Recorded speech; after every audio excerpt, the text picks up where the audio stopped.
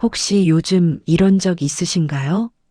배우자가 한 말 한마디에 갑자기 화가 치밀어 오르는 순간, 자식이 전화로 바빠 나중이라고 했을 뿐인데 가슴이 답답하고 짜증이 나는 순간, 식당에서 음식이 늦게 나왔을 뿐인데 참을 수 없이 불쾌해지는 순간, 운전하다가 누가 끼어들었을 뿐인데 욕이 튀어나오는 순간, 별일 아닌데 화가 나요. 스스로도 이상해요. 예전엔 이렇지 않았는데 왜 나는 이렇게 됐을까? 그리고 화를 내고 나면 밀려오는 공허함, 후회, 미안함. 또 그랬구나. 왜 나는 참지 못했을까? 내가 왜 이렇게 됐을까? 밤에 혼자 누워서 오늘 했던 말들을 떠올리며 괴로워하는 시간. 그런 시간들이 당신에게도 있나요? 오늘 이 영상을 보고 계신다면 아마도 당신은 요즘 화가 많아진 자신을 발견하고 계실 겁니다. 사소한 일에도 짜증이 나고 작은 말에도 기분이 상하고 참았다가 결국 폭발하고 그리고 후회하고 이런 반복 속에서 당신은 생각하실지도 모릅니다. 나는 왜 이렇게 성격이 나빠졌을까? 나는 왜 이렇게 예민해졌을까? 나이 들면서 사람이 안 좋아진 걸까? 그런데 말씀드리고 싶은 게 있어요. 당신이 성격이 나빠진 게 아닙니다. 당신이 예민해진 게 아닙니다. 당신이 이상해진 게 아닙니다. 다만 당신이 너무 오래 참아왔다는 것. 다만 당신이 너무 많은 것을 견뎌왔다는 것. 다만 당신의 마음이 너무 지쳐 있다는 것. 그것뿐입니다. 오늘은 화가 많은 당신을 위한 이야기를 하려고 합니다. 비난하려는 게 아니에요. 고치려는 것도 아니에요. 그냥 당신의 마음을 이해하고 싶어요. 그리고 말해드리고 싶어요. 당신은 잘못되지 않았다고. 당신은 충분히 잘 살아왔다고. 편안하게 앉아서 혹은 누워서 천천히 들어주세요. 시작하겠습니다. 먼저 몇 분의 이야기를 들려드리려고 합니다. 당신의 이야기일 수도 있고 당신 주변 누군가의 이야기일 수도 있습니다. 김철수 씨는 57세, 회사에서 30년을 일하고 올해 명예퇴직을 했습니다. 평생 성실하게 살아왔어요. 가장으로서, 직장인으로서 책임감 있게요. 그런데 퇴직하고 나니 이상하게 화가 많아졌어요. 아내가 아침 식사를 조금 늦게 차려도 짜증이 나고 TV에서 정치인들 나오면 욕이 튀어나오고 자식이 전화 안 하면 서운하고 화가 나고 어느 날은 이런 일이 있었어요. 마트에 갔는데 계산대에서 앞사람이 카드가 안 돼서 시간이 좀 걸렸어요. 불과 2분 정도요. 그런데 김철수 씨는 참을 수가 없었어요. 야, 빨리 좀 해. 소리를 질렀어요. 주변 사람들이 다 쳐다봤어요. 아내가 당황해서 팔을 잡았어요. 집에 돌아와서 김철수 씨는 소파에 앉아 한참을 멍하니 있었어요. 내가 왜 저랬을까? 예전엔 이렇지 않았는데 나는 왜 이렇게 됐을까? 그리고 아내한테 말했어요. 미안해. 내가 요즘 왜 이러는지 모르겠어. 아내가 조용히 말했어요. 당신 힘들어? 그 순간 김철수 씨는 울컥했어요. 힘들었어요. 정말 힘들었어요. 퇴직하고 나서 갈 곳이 없었어요. 할 일이 없었어요.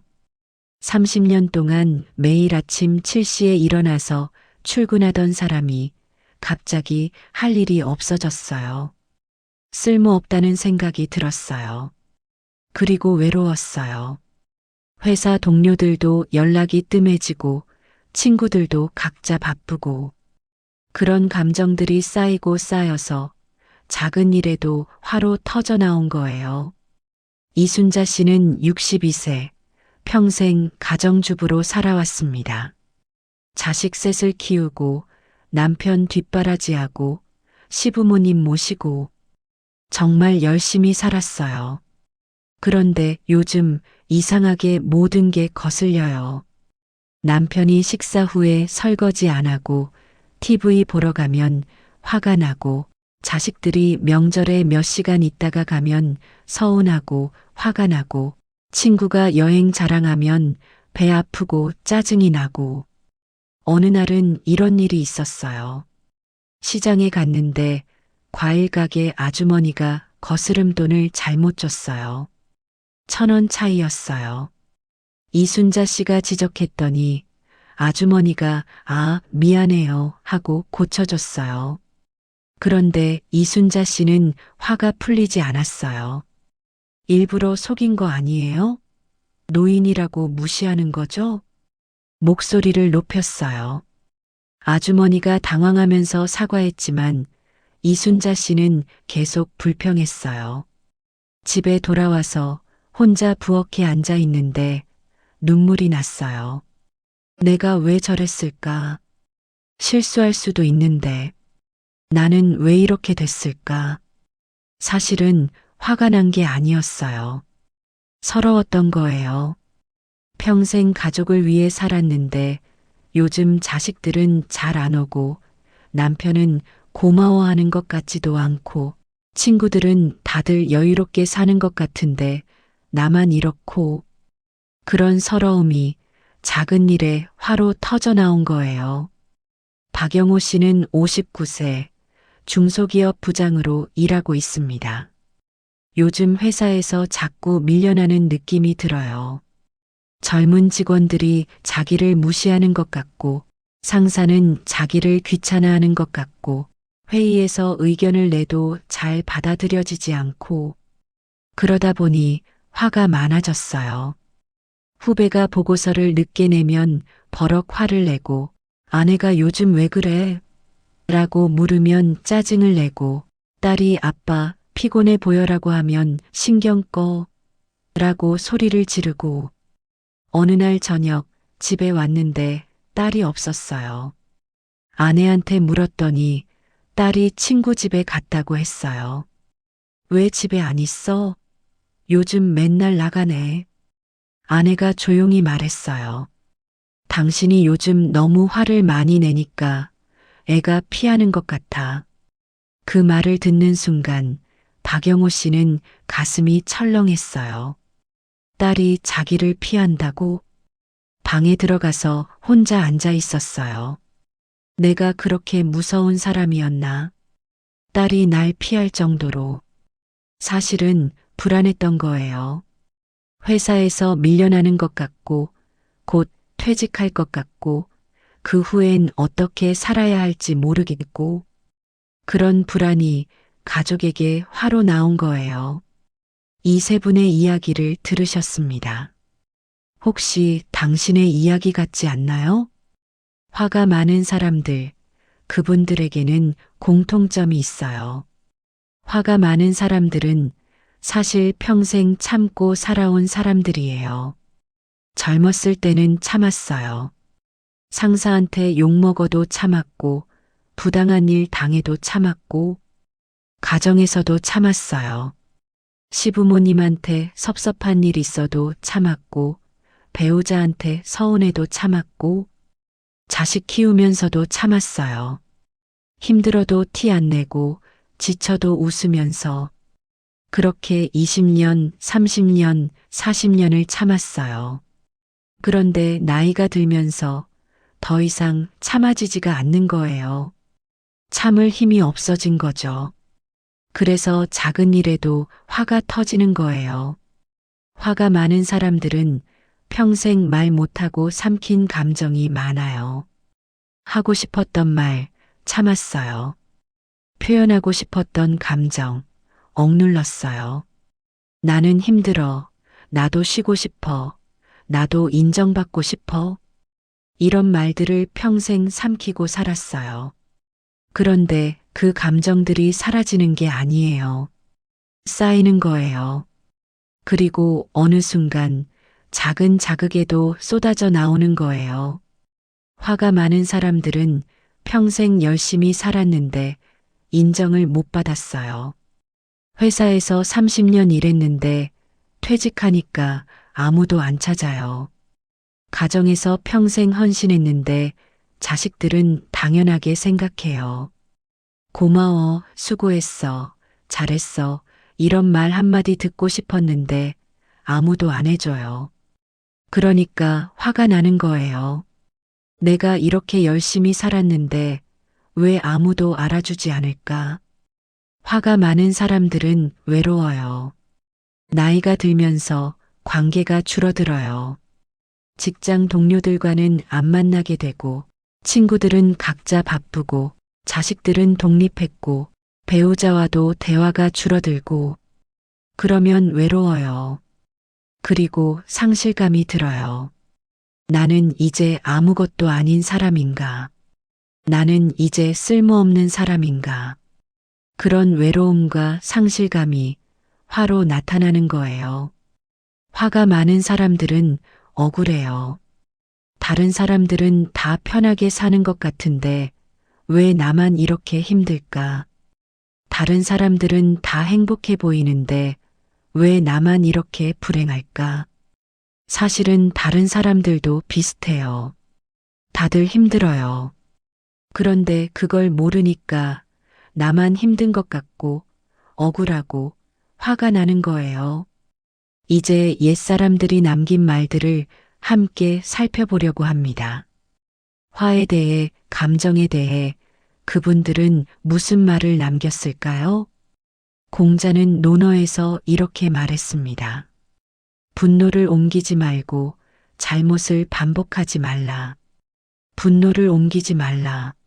무슨 말일까요? 회사에서 화난 일이 있으면 그 화를 집에 가져가지 말라는 거예요. 상사한테 화가 났으면 그 화를 아내한테 풀지 말라는 거예요. 우리는 흔히 이렇게 해요. 회사에서 화난 일이 있으면 집에 와서 가족한테 화를 내요. 그런데 그건 옮기는 거예요. 화를 엉뚱한 사람한테 푸는 거예요. 공자는 그러지 말라고 했어요. 이 말이 왜 지금 우리에게 필요할까요? 중장년이 되면 화날 일이 많아져요. 사회에서, 가정에서, 관계에서. 그런데 그 화를 다른 곳에 풀면 관계가 무너져요.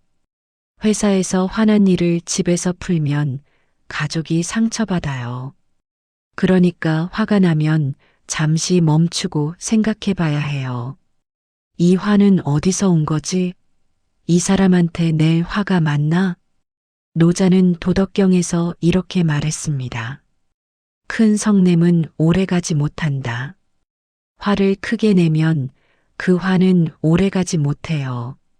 폭발하듯이 화를 내면 금방 사그라들어요. 그런데 문제는 그 화 때문에 상처가 남는다는 거예요. 화를 내는 사람도 지치고 화를 받는 사람도 상처받고 노자는 그래서 큰 성냄을 경계했어요. 이 말이 왜 지금 우리에게 필요할까요? 중장년이 되면 작은 일에도 크게 화를 내게 돼요. 참을 힘이 없으니까 참다가 폭발하니까. 그런데 그렇게 화를 내고 나면 후회해요. 관계가 멀어져요. 그러니까 화가 올라올 때 크게 내지 말고 잠시 참아보는 거예요. 심호흡 한번 하고 10초만 기다려보는 거예요. 그럼 화가 조금 가라앉아요.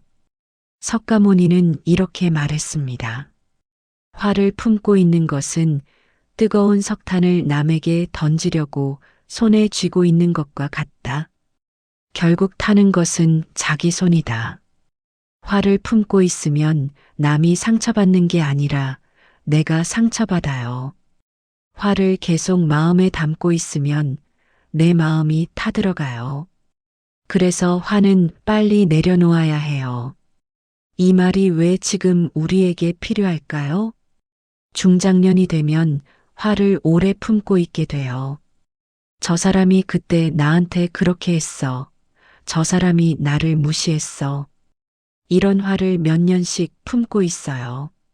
그런데 그 화를 품고 있는 동안 상대는 아무렇지도 않은데 나만 괴로워요. 그러니까 화는 빨리 내려놓아야 해요.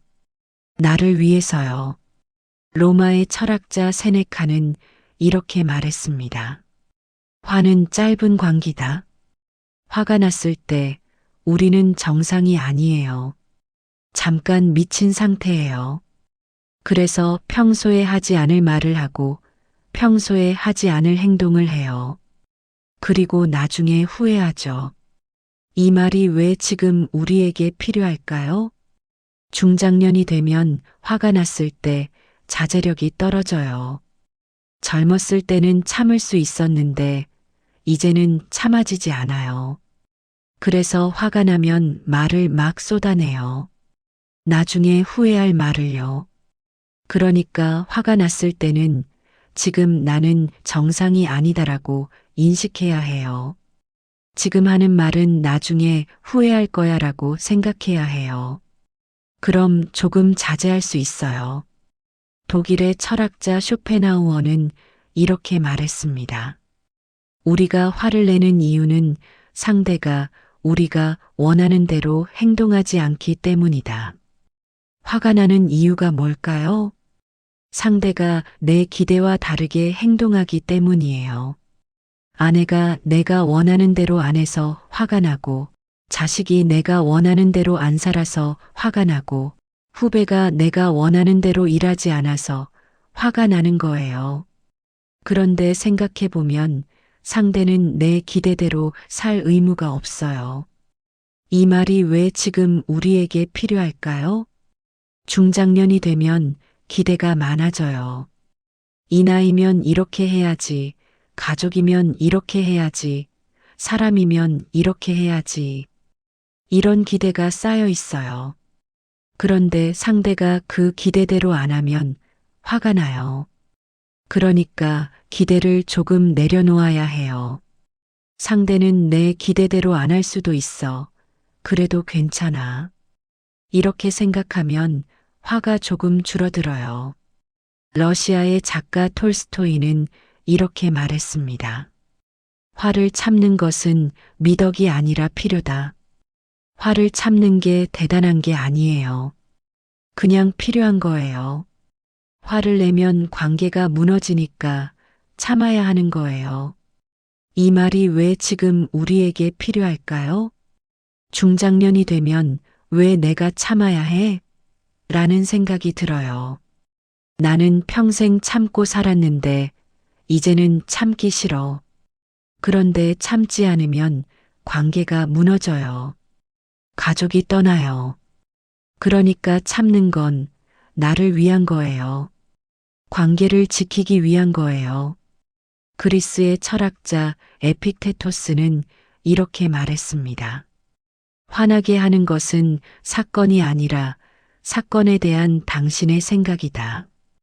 어떤 일이 일어났을 때 그 일 자체가 화나게 하는 게 아니에요. 그 일을 어떻게 해석하느냐가 화를 만드는 거예요. 예를 들어볼까요? 자식이 전화를 안 했어요. 이걸 나를 무시하는 거야 라고 생각하면 화가 나요. 이걸 바빠서 그러겠지라고 생각하면 이해가 돼요. 같은 사건인데 해석이 다르면 감정이 달라지는 거예요. 이 말이 왜 지금 우리에게 필요할까요? 중장년이 되면 부정적으로 해석하는 경향이 생겨요. 저 사람이 나를 무시하는 거야. 저 사람이 나를 싫어하는 거야. 이렇게 해석하면 화가 나요.